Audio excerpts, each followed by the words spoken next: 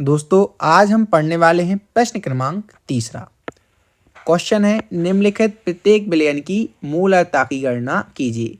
आपको मूलता बतानी है। यहाँ पे दो क्वेश्चन मेंशन किए गए हैं। पहला क्वेश्चन है 30 ग्राम CONO3 twice into 6H2O 4.3 litre विलयन में घुला हो तो विलयन की मूलता ज्ञात करो। ठीक है, चलो हमें यहाँ पे क्या करनी है, मूलता की गणना करनी है। दूसरा क्वेश्चन और पढ़ लेते हैं। दूसरा क्वेश्चन बोल रहा है 30 ml 0.5 मोलर H2SO4 को 500 ml तनु करने पर विलयन की मूलता की गणना करो। तो दो क्वेश्चन है, हम पहला क्वेश्चन सॉल्व करेंगे। पहले क्वेश्चन में हमें क्या क्या दिया है, हमें दिया है, हम यहाँ से देखेंगे, यहाँ हमको दिया है 30 ग्राम। एक किसकी वैल्यू है, विलेय की वैल्यू है। 30 ग्राम विलेय दिया हुआ है और 4.3 लीटर दिया है। 4.3 लीटर का मतलब है ये हमें विलयन का वैल्यू दिया है। तो हमें दो वैल्यू दी है। चूंकि हम जानते हैं मोलता बराबर होता है विलेय की मोलों की संख्या बटे विलयन का आयतन लीटर में। ऐसा आपने फॉर्मूला पढ़ा होगा, लेकिन जो आपने सबसे ज़्यादा फॉर्मूला यूज किया है वो नीचे वाला, मोलता बराबर W गुणित 1000 बटे मॉलिक्यूलर मास इंटू VmL। अब देखिए यहाँ पे स्मॉल w क्या है, स्मॉल w है विलेय का भार। मॉलिक्यूलर मास क्या है, विलेय का अणु भार। VmL क्या है, विलयन का आयतन ml में।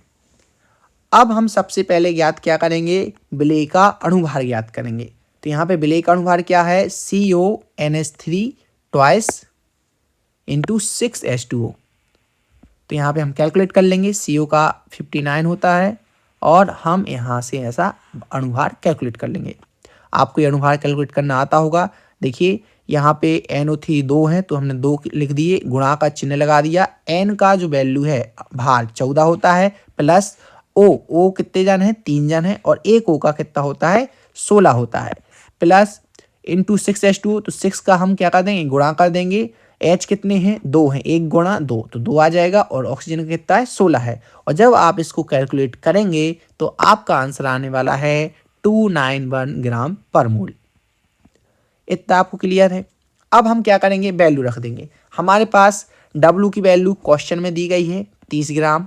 ठीक है, W की वैल्यू हमें क्वेश्चन में दी गई है 30 ग्राम, और कैपिटल V ml की वैल्यू दी गई है 4.3 लीटर। तो हम इसको क्या करेंगे, जो 4.3 लीटर लिखा हुआ है उसे हम ml में बदलेंगे। तो ml में बदलने के लिए हम 1000 से क्या कर देंगे, गुणा कर देंगे। तो आंसर कितना आ जाएगा, 4300 आंसर आ जाएगा। 4300 ml आंसर आ जाएगा।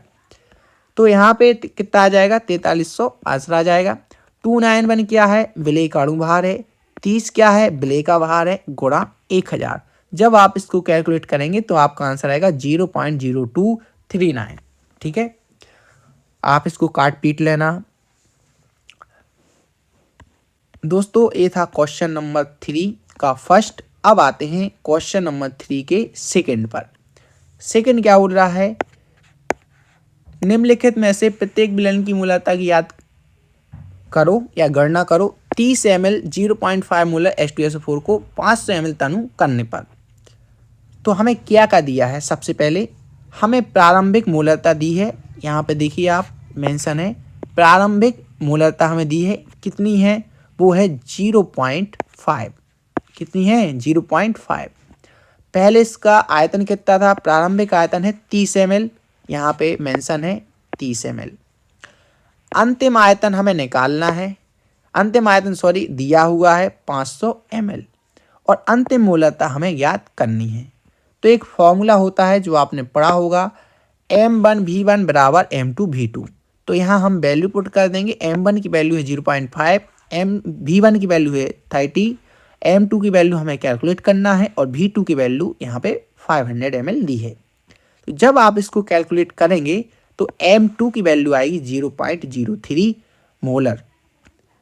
तो यहाँ पे आपको आंसर लिखा हुआ दिख रहा है, 500 ml विलयन को तैयार करने के बाद H2SO4 की मोलरता 0.03 मोलर होगी। तो दोस्तों आशा करते हैं आपको यह क्वेश्चन समझ में आ गया होगा।